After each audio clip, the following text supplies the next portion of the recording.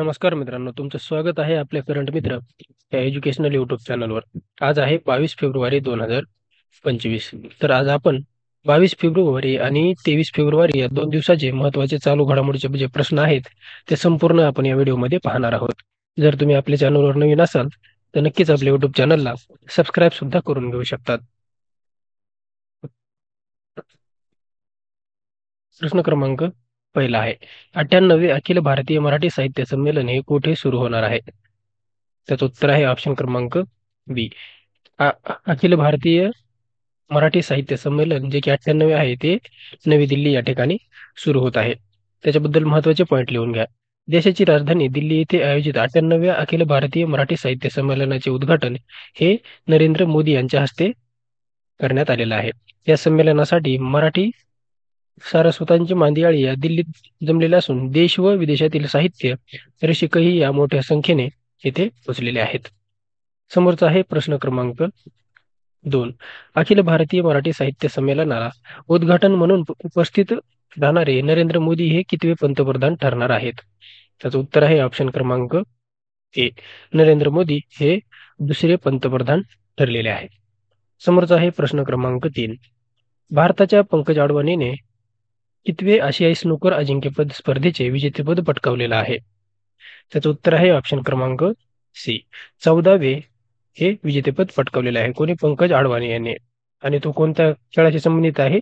तर स्नूकर म्हणजेच बिलियार्ड्स या खेळाशी संबंधित आहे. त्याच्याबद्दल महत्त्वाचे पॉईंट घ्या. भारतीय क्रीडा क्षेत्रातील दिग्गज पंकज अडवाणीने पुन्हा एकदा आंतरराष्ट्रीय स्तरावर आपली प्रतिभा दाखवून दिलेली असून आशियाई स्नूकर अजिंक्यपद स्पर्धेमध्ये त्याने अभूतपूर्व हे 14वे सुवर्णपदक पटकावलेलं आहे. त्याच्यामध्ये इंदूरमध्ये झालेल्या राष्ट्रीय स्नूकर अजिंक्यपद स्पर्धेमध्ये सुद्धा त्याने विजय मिळवल्यानंतर काही दिवसातच हा विजय त्याने मिळवलेला आहे. समोरचा आहे प्रश्न क्रमांक 4. केंद्र सरकारने देशाचे मुख्य आर्थिक सल्लागार व्ही नागेश्वरन यांचा कार्यकाळ कधीपर्यंत म्हणजेच 2 वर्षासाठी वाढवलेला आहे? त्याचं उत्तर आहे ऑप्शन क्रमांक ए. मार्च 27 पर्यंत म्हणजेच 2 वर्षासाठी हा कार्यकाळ वाढवलेला आहे. मार्च 2027 पर्यंत. समोरचा आहे प्रश्न क्रमांक 5. भारतीय क्रिकेट संघाचा वेगवान गोलंदाज मोहम्मद शमीने एकदिवसीय क्रिकेटमध्ये किती विकेटचा टप्पा पूर्ण केलेला आहे? त्याचं उत्तर आहे ऑप्शन क्रमांक ए.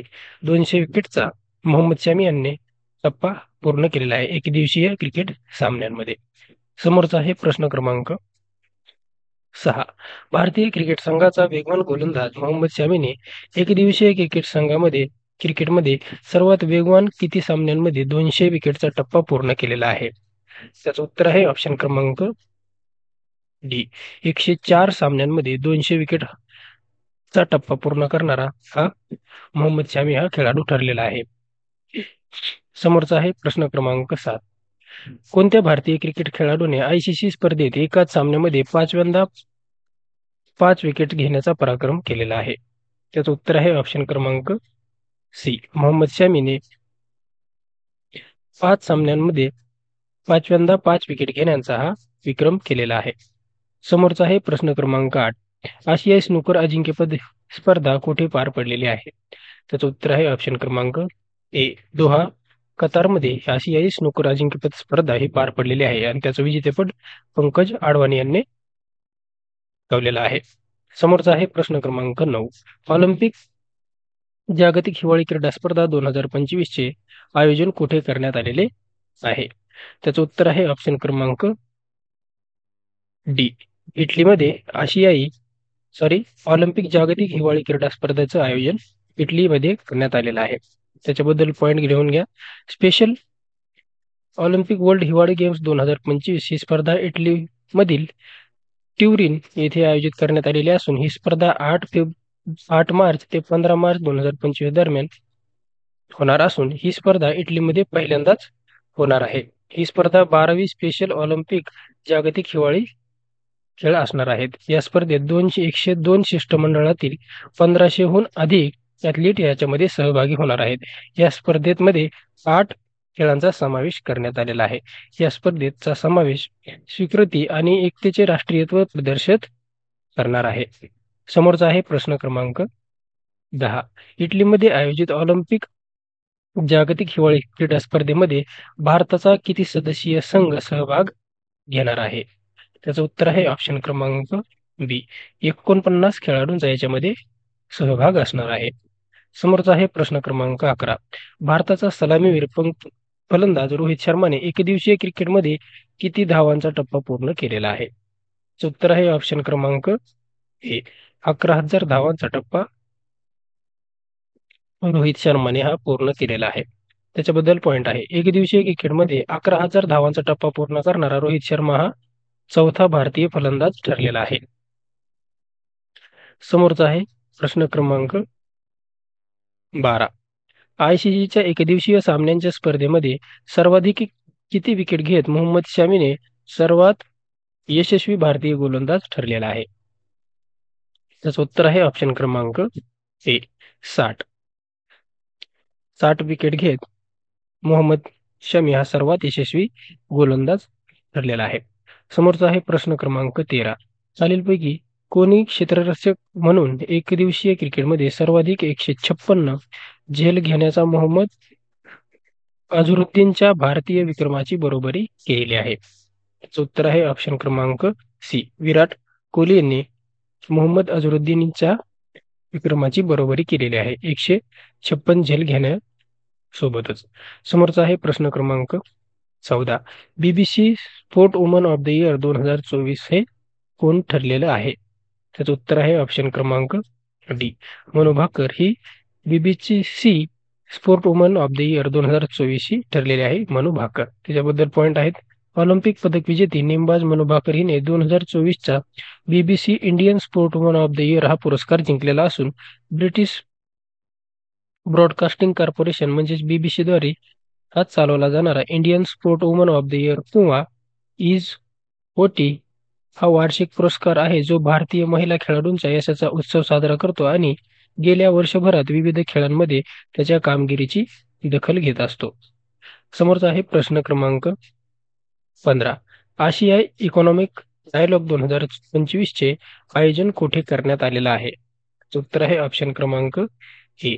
पुण्यामध्ये याचं आयोजन करण्यात आलेलं आहे. समोरचा आहे प्रश्न क्रमांक 16. आशियाई कप 2025 टेबल टेनिस टुर्नामेंटचे आयोजन कुठे करण्यात येणार आहे? त्याचं उत्तर आहे ऑप्शन क्रमांक सी.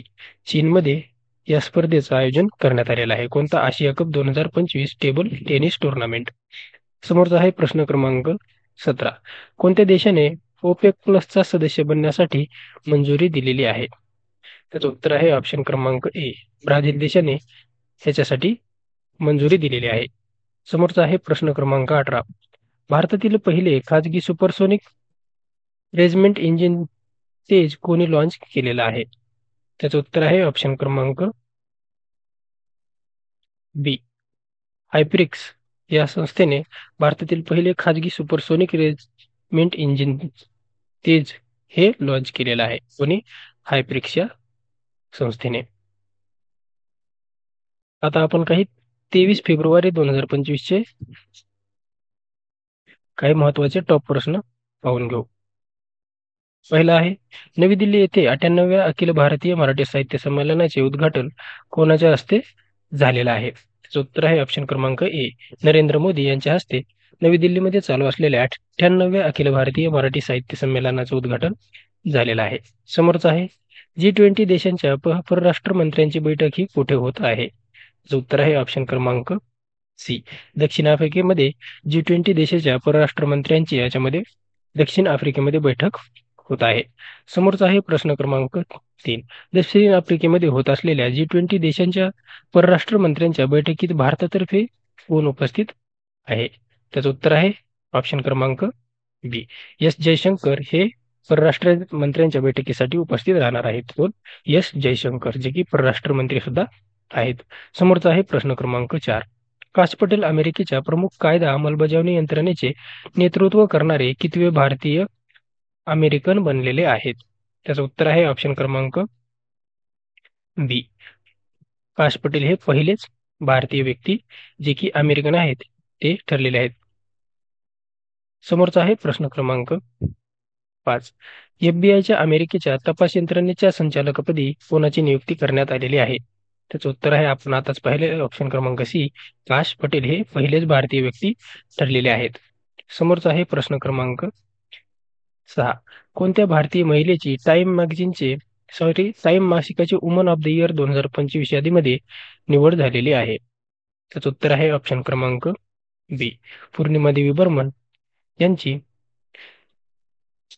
टाइम मासिकाचा वुमन ऑफ द इयर 2025 साठी निवड करण्यात आलेली आहे. कोणाची? पूर्णिमा देवी बर्मन यांची. समोरचा आहे प्रश्न क्रमांक 7.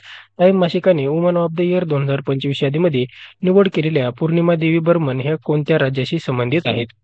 त्याचं उत्तर आहे ऑप्शन क्रमांक डी. पूर्णिमा देवी या आसाम राज्याच्या रहिवाशी आहेत. समोरचा आहे प्रश्न क्रमांक 8.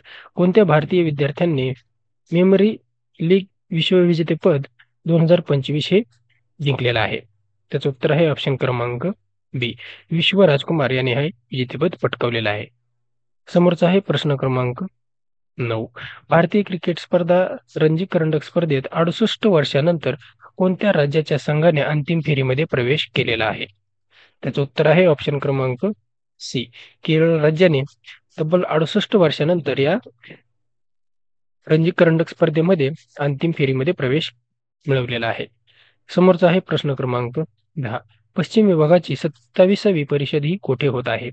त्याचं उत्तर आहे ऑप्शन क्रमांक ए. पुण्यामध्ये पश्चिम विभागाची ही 27वी परिषद जे की 2025 मध्ये आयोजित करण्यात आलेली आहे.